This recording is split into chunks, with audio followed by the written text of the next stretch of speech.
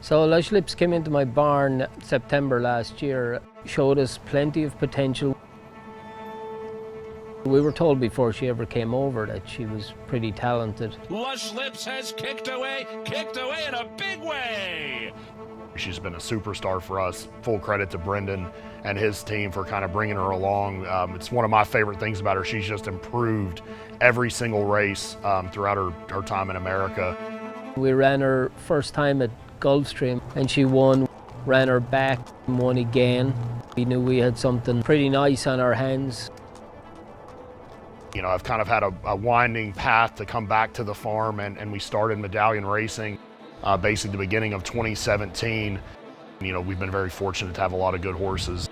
Medallion racing is an exclusive ownership opportunity for our partners at the highest levels of thoroughbred racing. We really feel like Lush Lips is a perfect example of that. I basically started out just as a fan. You know, I remember coming to Keeneland when I was a little kid, and we'd put our tailgate chairs out by the big Rolex clock. Really became this bonding thing for my dad and I. I think with all of these top level horses, it's everybody that's involved. It's the jockey, the trainer.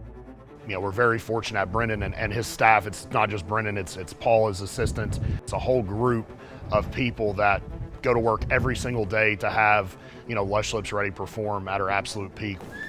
Yeah, we're just blessed. The owners, everybody blessed to have it, you know. It's a team, that's all it is. She's done very well this year for us. We really, enjoyed having her. She's, progressed kind of throughout the year. It has been a barn favorite and definitely is now. I think a big part for us with Lush Lips is really a big question mark is how far she wanted to go. The Queen Elizabeth II Challenge Cup is one of those races that you just want to win at Keeneland. It's one of my favorite races, but it basically pulled all of the top 3-year-old turf fillies in America, which is what Keeneland's all about.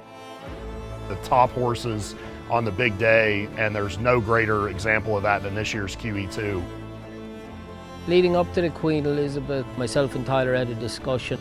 There's a lack of speed in the race, so we didn't want to get too far back, just kind of keep her in a happy place. We're drawn on the fence. It's probably not the perfect scenario, but the great thing about Lush Lips is she got a lot of tactical versatility. They're off in the Queen Elizabeth II Challenge Cup. Opulent Restraint went to the lead. We were able to sit in behind her and get our filly to relax. 2 lengths midpoint of the backstretch. Lush Lips is second, a length and a half. I started to move up at the half-mile pole. Here's Lush Lips now coming off the rail from second. Lush Lips, Tyler Gaffalione aboard to win the Grade 1 Queen Elizabeth II Challenge Cup. Anytime they win, you always think, do we want to hold on? Do we want to keep them for another year? But the plan was always to sell. I'd be lying if I said it wasn't going to be bittersweet. The ability to win the QE2 and then come to Keeneland to showcase, what we feel like is arguably the best 3-year-old turf filly in the country. I mean, I think that's a huge opportunity for somebody to have that residual broodmare value, and then to think that you could have, a potential Breeders' Cup horse next year. The Breeders' Cup is run at Keeneland. Hopefully she continues to progress. No matter what happens, she's going to be a hell of a 4-year-old. And I think for all of us, a sense of excitement and anticipation going into a sale, maybe if the stars align, we could have some fireworks.